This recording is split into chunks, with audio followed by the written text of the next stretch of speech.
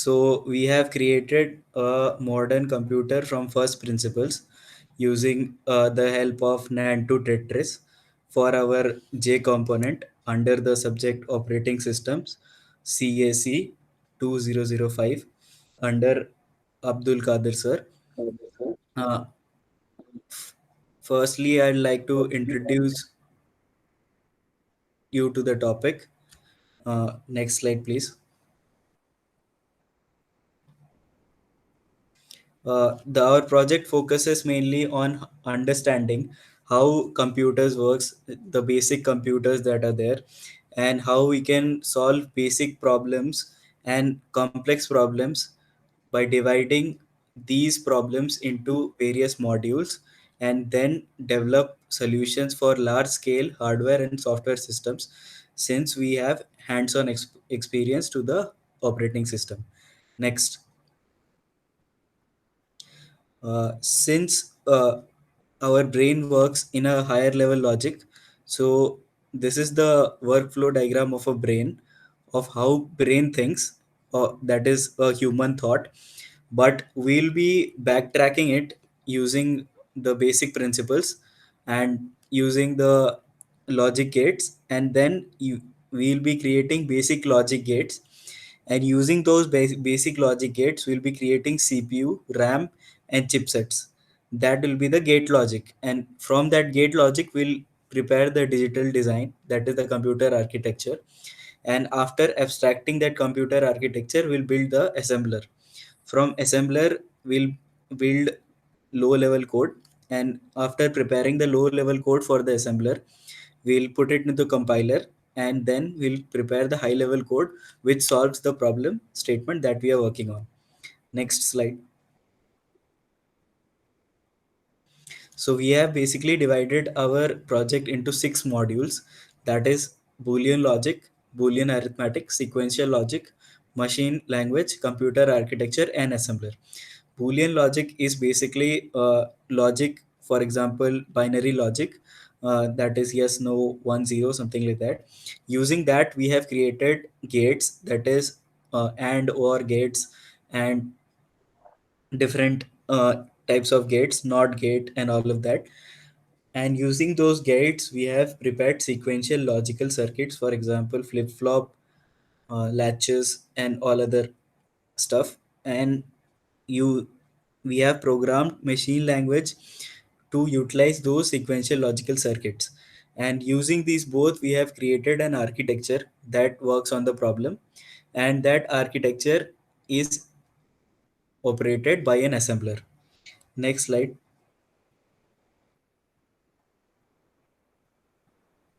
So, as I explained, Boolean algebra deals with Boolean, also called as binary values, typically labeled as true and false, and so forth. Next. So, here we have shown you 2 diagrams.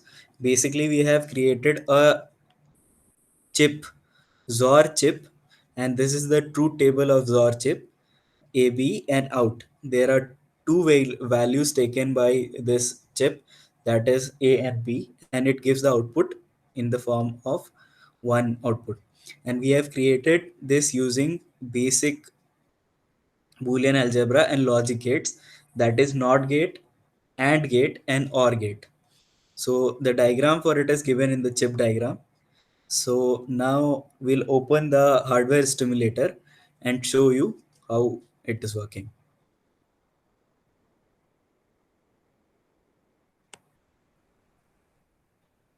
So in the hardware stimulator, the value of B will be changed to 1.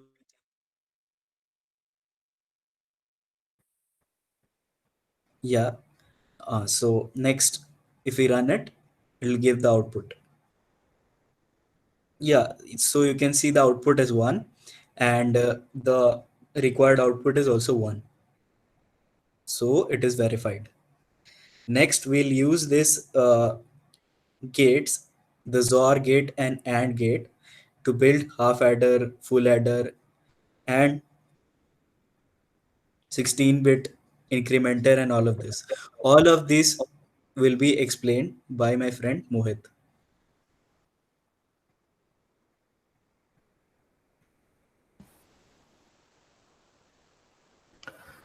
I will be explaining you about the Boolean arithmetic. So in Boolean arithmetic, what we do is we build logic gates using all of the gates we have made earlier, like AND gate, OR gate, XOR gate, which was previously showed by Shashank. So now I'll tell you what is ALU. So in this section, we'll just build logic gates that represent numbers and performs arithmetic operation on them. So by arithmetic operation, I mean addition, subtraction, multiplication, division, which will be done on bits. So what happens here is it is the ALU function is important step towards understanding how the CPU processing unit works. So it is the main thing what CPU does. So I'll show you how this adders, full adders, and logic gates we build in hardware simulation.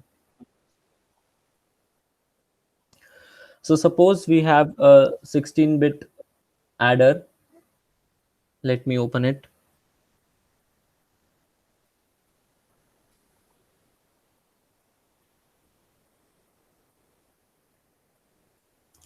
So if we put any values in a bus A of 16-bit and the bus B of 16-bit, we'll get the result as a 16-bit value, which is the adder, which is the added value of both the buses A and B.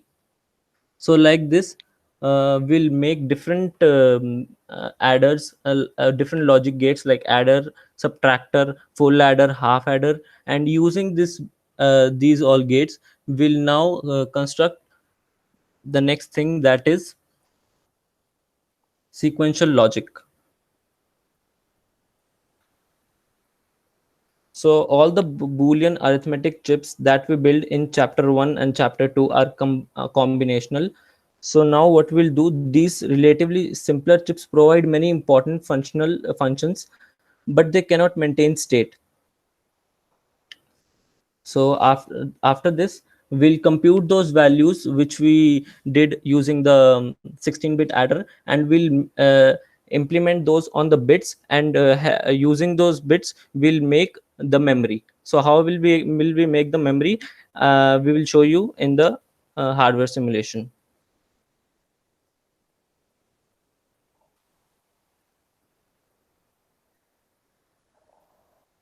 So using those things, we'll make a bit. So with that bit, we'll make a resistor. So here is our bit hardware simulation. Will whatever we'll give in the input, and if we give the load value as 1, it will output as 1 only. So here's the output. Whenever the load is 0, the output will be 0. So using this bit, we'll make a resistor. So what resistor can do, resistor can store the value, so it will be helpful in making the memory. So in this, we have it is shown that there is an input bus of 6, which can take a value of 16 bits.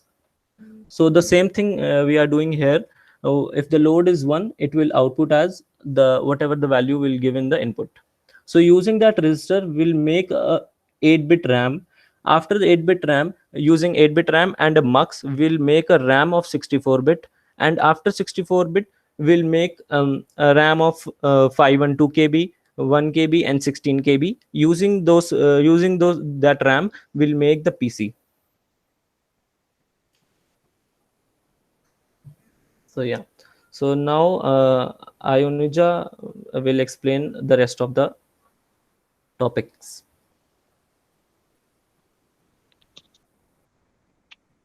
Hello everyone.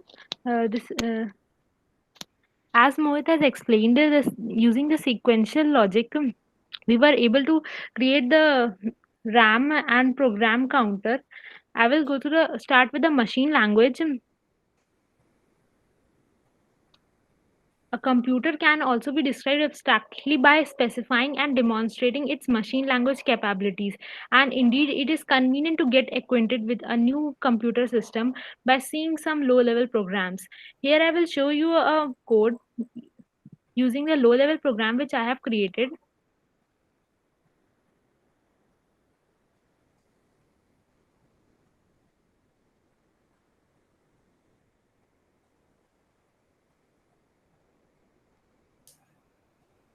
This will once you will it's an interactive machine which we have created with using low level program, and once you will press any key it will fill the screen. As you can see, once I press K, it shows the K value and the screen is fully filled. Similarly, if I press D, H or any other key, it fills the screen. Next, I will show you how computer architecture is built. We would be building hardware components like memory, CPU, and from using memory and CPU, we would be building a computer, which is called the hack, which it has two important virtues. On the one hand, hack is a simple machine that can be constructed in just few hours using previously built chips, which Shashank and Mohit explained. We have built this in hardware simulator as a part of a project. This is the CPU instructions reset and memory and our computer HDL. This we will input to our CPU emulator to provide to the assembler. First, we have created a machine using the machine language and the computer architecture which we have built. We would be creating this assembler and show us this how it works systematically. On this assembler, we have built a ping pong game. I will show you.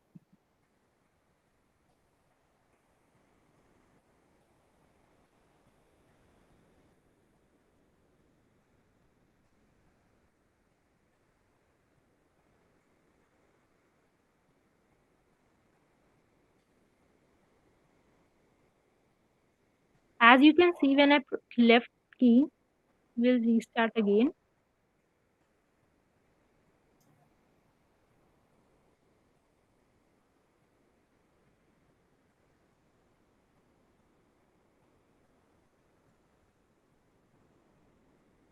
And Shashank will explain you how it's helpful.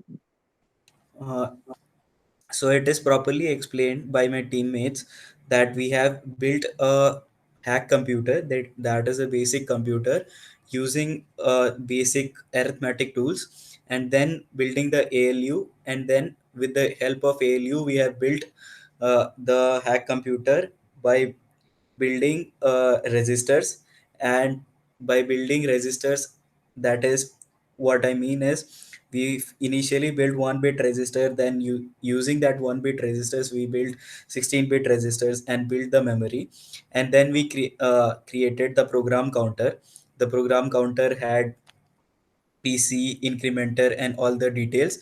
And after that, we use all the components that were previously developed and the chips that we developed to build a hack computer. And that hack computer is able to play this ping pong game that Ionija just displayed. And with this, we'd like to conclude our project, and we'd like to thank our faculty for continuous assistance. I'd like to acknowledge my team members, Ionija Mathur, 17PLC 1114, Mohit Chavra, 17BLC 1181, and myself, Shashank Dev, 17BLC 1088. Thank you.